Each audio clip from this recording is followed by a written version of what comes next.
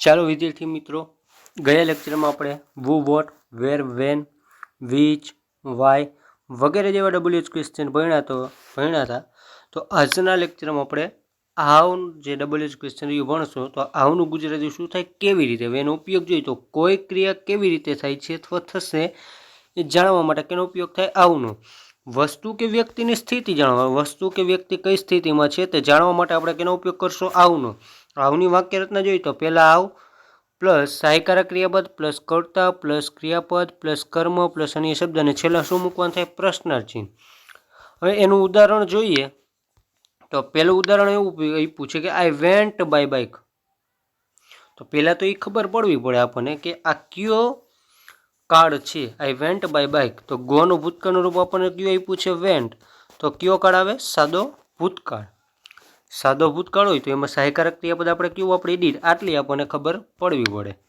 તો ચાલો હવે જોઈએ, આઈ વેન્ટ બાય બાઇક. હું ત્યાં કેવી રીતે ગયો તો, બાઇક દ્વારા. હવે આપણે કોઈનો પ્રશ્ન પૂછીએ કે ભાઈ તું કેવી રીતે ગયો તો આપણે કેના વડે પ્રશ્ન પૂછવાનો થાય, આવ વડે. તો આવ વડે જ્યારે પ્રશ્ન પૂછી તો પહેલાં આવશે આવ પ્લસ સહાયકારક ક્રિયાપદ. તો સહાયકારક ક્રિયાપદ સાદો ભૂતકાળ કયું આપણે ડીડ. પછી કર્તા તરીકે શું આવે, યુ. અહીંયા આપણને કર્તા તરીકે શું આપ્યું, આઈ. તો આઈનું શું કરી નાખવાનું, યુ. પછી આપ્યું એક ક્રિયાપદ. હવે અહીંયા ડીડ વપરાણું એટલે ક્રિયાપદનું કેવું રૂપ આવશે, મૂળ રૂપ. તો વેન્ટનું મૂળ રૂપ શું થાય, ગો. તો આપણે શું લખ્યું, ગો. અને પછી આવશે પ્રશ્નાર્થ ચિહ્ન.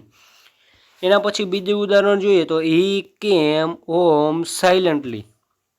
હી કેમ હોમ સાયલન્ટલી, તે ઘરે કેવી રીતે આવ્યો, શાંતિથી આવ્યો, સાયલન્ટલી આવું, જરાય અવાજ કર્યા વિના. તો અહીં સાયલન્ટલી નીચે અંડરલાઈન આપી તો આપણે પ્રશ્ન પણ પૂછી કે ભાઈ તું કેવી રીતે ઘરે આવ્યો તો કેવી રીતે કે સાયલન્ટલી હોય કે ફાસ્ટલી જે આપ્યું. તો અહીંયા આપણને શું આપ્યું, એ સાયલન્ટલી. એના નીચે અંડરલાઈન આપી તો આપણે કેના વડે પ્રશ્ન પૂછવાનો, આવ વડે. તો પહેલાં આવશે આવ.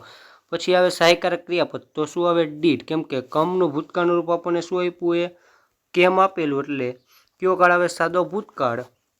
સાદો ભૂતકાળ હોય તો સહાયકારક ક્રિયાપદ કયું વાપરવાનું, ડીડ. પછી હવે કર્તા તો હી.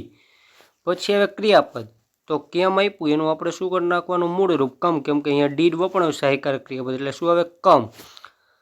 પછી આવશે કર્મ. તો શું આવે, ઓમ. પછી આવશે પ્રશ્નાર્થ ચિહ્ન. સાયલન્ટલી શું થશે, નીકળી જશે. કેમ કે આપણે આવ વડે પ્રશ્ન પૂછી અને જે વસ્તુ કે વ્યક્તિની જે સ્થિતિ હોય એ શું થાય, નીકળી જાય.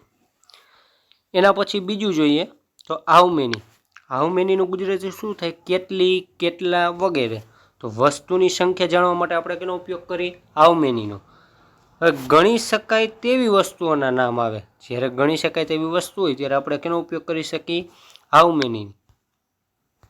પછી હાઉ મેની સાથે હંમેશા કેવું રૂપ આવે, બહુવચનનું નામ. અને ક્રિયાપદ પણ કેવું આવે, બહુવચન આવે. એની વાક્ય રચના જોઈએ તો હાઉ મેની પ્લસ વસ્તુ પ્લસ સહાયકારક ક્રિયાપદ પ્લસ કર્તા પ્લસ ક્રિયાપદ પ્લસ અન્ય શબ્દ અને છેલ્લે આવે પ્રશ્નાર્થ ચિહ્ન. તો ઉદાહરણ જોઈએ કે રામુભાઈ ઇઝ 3 cows. અહીંયા આપણને અંડરલાઈન કેના નીચે આપીએ, 3 નીચે. 3 નીચે અંડરલાઈન આપીએ તો 3 એટલે કે 3. રામુભાઈ પાસે કેટલી ગાય છે, 3 ગાય છે. અને સહાયકારક ક્રિયાપદ આપણને ઓલરેડી આપી દીધું, કયું આપેલું છે, સહાયકારક ક્રિયાપદ કયું આપેલું આપણને, એઝ આપેલું છે.